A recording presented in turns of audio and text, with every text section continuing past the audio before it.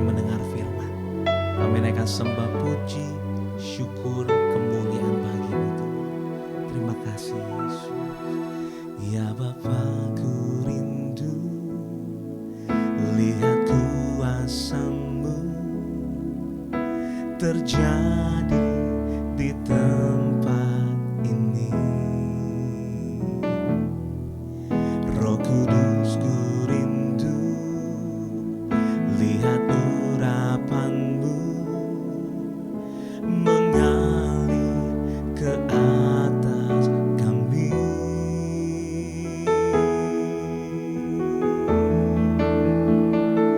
Penuhilah, penuhi dengan air-Mu, jamalah hati yang haus akan Engkau.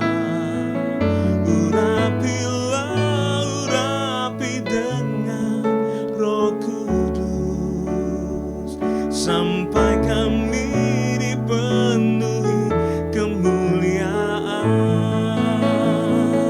Penuhilah, penuhi dengan air-Mu, jamalah hati yang haus akan Engkau. Urapilah, urapi dengan Roh Kudus, sampai kami dipenuhi kemuliaan.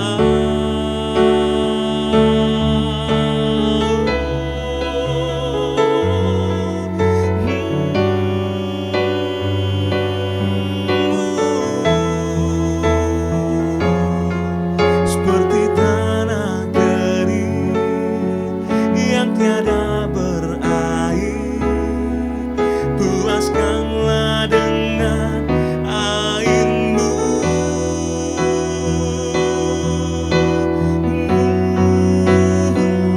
Penuhilah, penuhi dengan air-Mu, jamalah hati yang haus akan Engkau.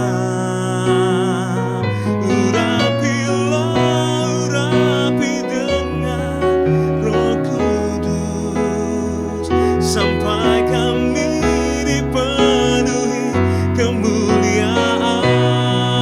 Oh, penuhilah, penuhi dengan air-Mu, jamalah hati yang haus akan Engkau.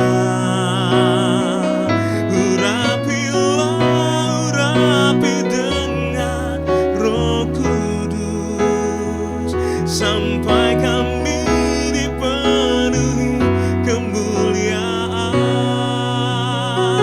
Sampai kami dipenuhi kemuliaan.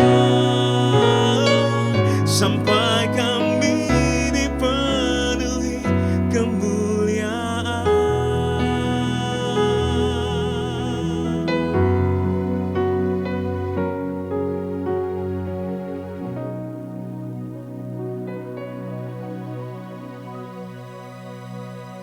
Shalom Bapak Ibu saudara yang kasih Tuhan, kita berjumpa kembali pada hari ini, hari Selasa, di dalam acara Renungan Harian. Dan kita kembali akan diberkati oleh Tuhan melalui kebenaran firman Tuhan yang sebentar kita akan terima. Dan oleh karena itu kita percaya bahwa menjadikan hari ini hari yang terindah bersama-sama dengan Tuhan. Meskipun dalam suasana pandemi Omikron 3 menaik saudara, tapi jangan sampai kita takut, jangan sampai kita cemas. Kita warnai hidup kita bersama-sama dengan Tuhan. Mari kita tundukkan hati kita di hadapan Tuhan. Segala puji syukur kami naikkan kepadamu Tuhan di pagi hari ini. Kami sungguh akan diberkati dengan kebenaran firman Tuhan. Kiranya pengurapan dari Allah boleh turun atas kami, supaya apa yang kami dengar hari ini itu firman-Mu boleh menjadi rema dalam kehidupan kami. Terpujilah nama-Mu ya Tuhan. Demi nama Yesus Tuhan, kami siapkan hati kami untuk diberkati. Haleluya. Amin. Saudara yang dikasihi Tuhan, memang kalau kita menyadari bersama, inilah sebuah kehidupan yang harus kita terima dalam dua sisi, dua warna kehidupan. Ada waktu kita bersuka cita, ada waktu kita untuk menangis. Ada waktu untuk kita untung, ada waktu untuk kita rugi. Ada waktu untuk kita sehat, ada waktu untuk kita juga sakit. Inilah yang pengkhotbah pasal 3 menegaskan kepada kita. Ayat pertama, ada masanya, ada waktunya. Saudara yang dikasihi Tuhan, sekarang ini memang kita sedang hidup di tengah-tengah dunia yang sedang mengalami krisis, dampak dari COVID, dampak dari corona, semuanya kena imbasnya.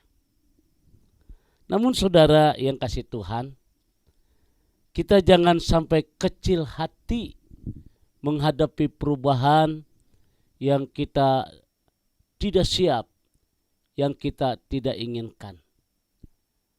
Beracuan dari pengkhotbah pasal 3 ayat 1, memang inilah sebuah kehidupan. Namun saudara, kita sebagai umat yang percaya, sebagai orang yang dikasih oleh Tuhan, kita sanggup melihat berkat di tengah-tengah krisis yang sedang kita hadapi. Saya berharap pada hari ini Bapak Ibu yang kasih Tuhan, kita harus memiliki kesiapan hati untuk menerima dua sisi kehidupan ini. Dan apabila sesuatu terjadi, jangan membuat kita menjadi pesimis apabila sesuatu terjadi di luar keinginan kita. Tapi kita harus tetap optimis, yakin, dan percaya. Hari ini saudara, kita akan pelajari bagaimana Elia dan janda di Sarpat yang sedang mengalami krisis di dalam kehidupan mereka. Ada satu pelajaran yang indah yang kita petik dari seorang janda di Sarpat, saudara. Dan pelajaran ini membuat kita tetap yakin bagaimana kita mengalami berkat ekonomi di saat krisis. Memang tidak mudah. Tapi kalau kita menuruti apa yang firman Tuhan katakan, tidak ada yang mustahil. Hari ini saudara, kita akan pelajari peristiwa seorang janda di Sarpat, bagaimana kita meraih berkat-berkat Tuhan di tengah-tengah krisis yang sedang kita hadapi hari ini. Saya percaya saudara, dan saya yakin jaminan yang Tuhan berikan buat kita. Kalau burung di udara saja Tuhan pelihara, bahkan bunga di padang Tuhan hiasi. Kita jauh lebih dari bunga dan burung. Tapi terkadang seringkali kita bertolak belakang. Seringkali kita bersungut-sungut, mengeluh, bahkan bisa menyalahkan Tuhan. Tapi hari ini mari kita pelajari saudara. Yang pertama saudara, kalau kita membaca dalam 1 Raja-Raja pasal 17 ayat 7 sampai dengan ayat 16, bagaimana janda di Sarpat yang menghadapi krisis yang sangat luar biasa. Akhirnya di tengah krisis itu janda di Sarfat ini diberkati Tuhan. Rahasianya saudara, yang pertama coba kita perhatikan di dalam ayat yang ke-10.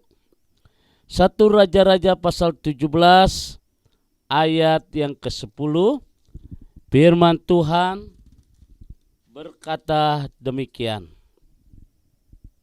Sesudah itu ia bersiap lalu pergi ke Sarfat. Setelah ia sampai ke pintu gerbang kota itu, tampaklah di sana seorang janda sedang mengumpulkan kayu api. Ia berseru kepada perempuan itu, katanya, "Cobalah ambilku sedikit air dalam kendi, supaya aku minum." Saudara yang kasih Tuhan, perjumpaan Elia dengan janda di Sarfat menjadikan sesuatu yang indah yang kita petik di tengah-tengah krisis ini. Ternyata Tuhan sanggup memberikan berkat yang luar biasa. Yang pertama, coba kita perhatikan bagaimana janda di Sarfat ini meraih berkat Tuhan yang luar biasa di tengah-tengah krisis. Yang pertama, janda ini bukanlah seorang yang mudah menyerah. Kalau kita perhatikan ayat yang ke-10, firman Tuhan berkata, tampaklah di sana seorang janda sedang mengumpulkan kayu. Mengumpulkan kayu. Artinya di tengah-tengah krisis yang dialami oleh janda di Sarfat ini, janda ini tidak mengeluh, tidak bengong di rumah, tidak ngelamun, tidak merenungi nasibnya. Tetapi janda ini adalah seorang yang bekerja keras. Di tengah-tengah krisis itu, janda ini sedang mengumpulkan kayu bakar. Mungkin untuk dirinya sendiri atau mungkin bisa untuk dijual.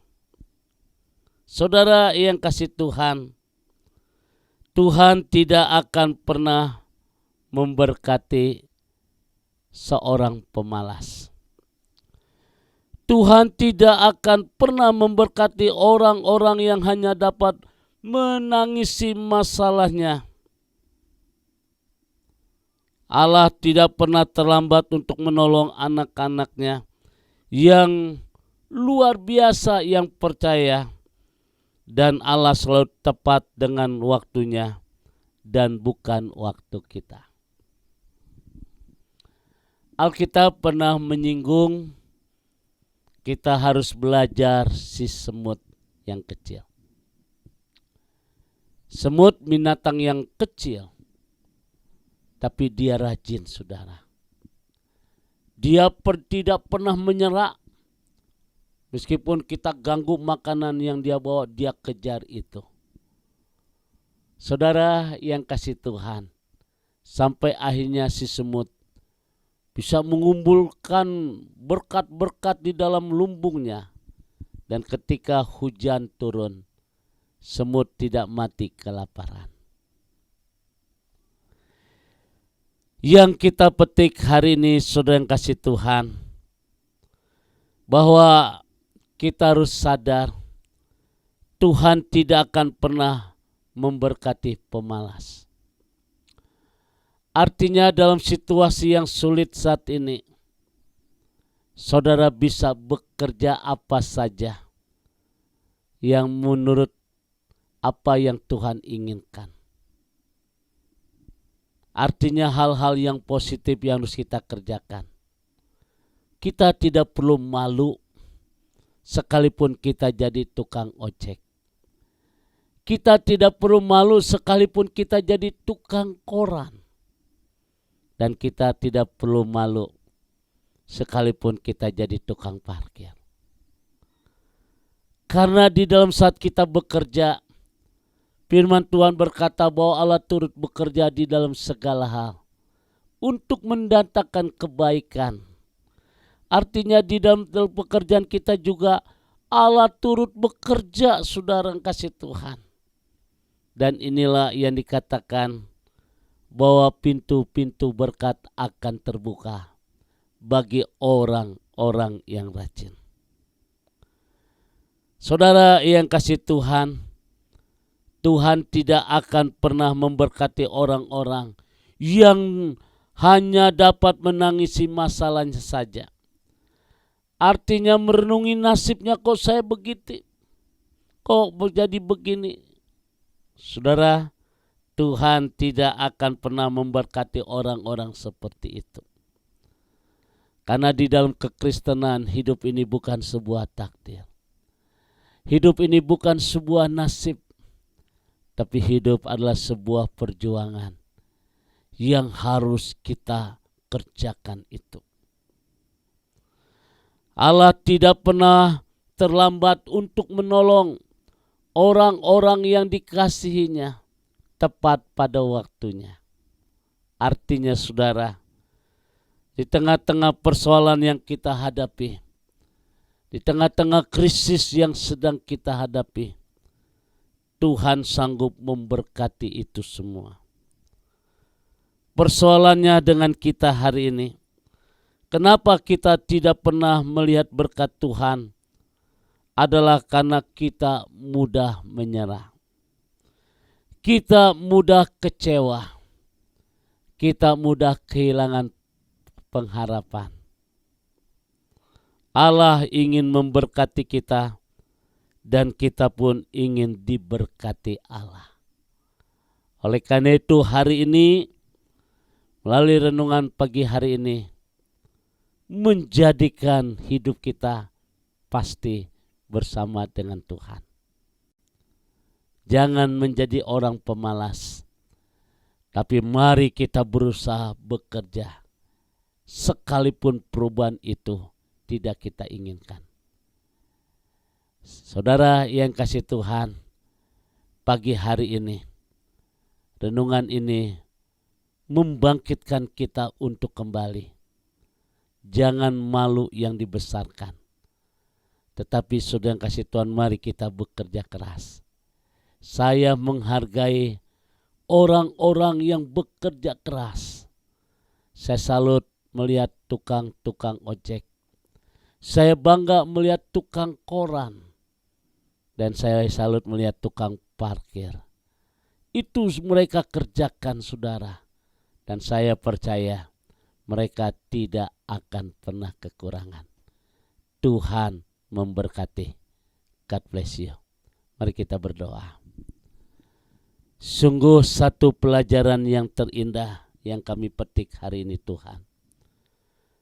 Bahwa di tengah-tengah krisis yang sedang kami hadapi, di tengah-tengah perubahan hidup yang kami sedang jalani hari ini, kami percaya bahwa Tuhan sanggup membuka pintu-pintu berkat, mengubah krisis menjadi berkat. Berkati seluruh umat-Mu ya Tuhan. Berikan mereka hikmat dari Tuhan untuk apa yang mereka harus kerjakan di dalam menjalani kehidupan ini. Kami percaya Tuhan, kalau burung di udara Tuhan pelihara, bahkan bunga di padang Tuhan hiasi, kami jauh lebih dari bunga dan burung. Berkati umat-Mu ya Tuhan. Jadikan mereka tetap semangat di dalam menjalani kehidupan ini. Terima kasih Bapa di surga. Pada waktunya nanti kelak kami akan melihat ada pemulihan yang luar biasa yang Tuhan berikan buat kami. Dalam nama Tuhan Yesus kami bersyukur. Haleluya. Amin. Saudara yang kasih Tuhan, kembali saya ucapkan selamat beraktivitas. Tetap semangat. Saudara, tetap semangat. Jangan menjadi orang pemalas. Saya percaya sudah akan diberkati. Jaga kesehatan, tetap menjaga protokol, dan kiranya kita harus terlalu optimis. Jangan pesimis. Tuhan memberkati, arahkan hatimu, dan terimalah berkat dari Tuhan. Kasih kemurahan, damai sejahtera dari Allah Bapa di surga. Cinta kasih dari Tuhan kita Yesus Kristus dalam persekutuan Roh Kudus memberkati kita semua hari ini. Sampai Maranatha, Tuhan Yesus akan datang kembali. Yang diberkati berkata, amin.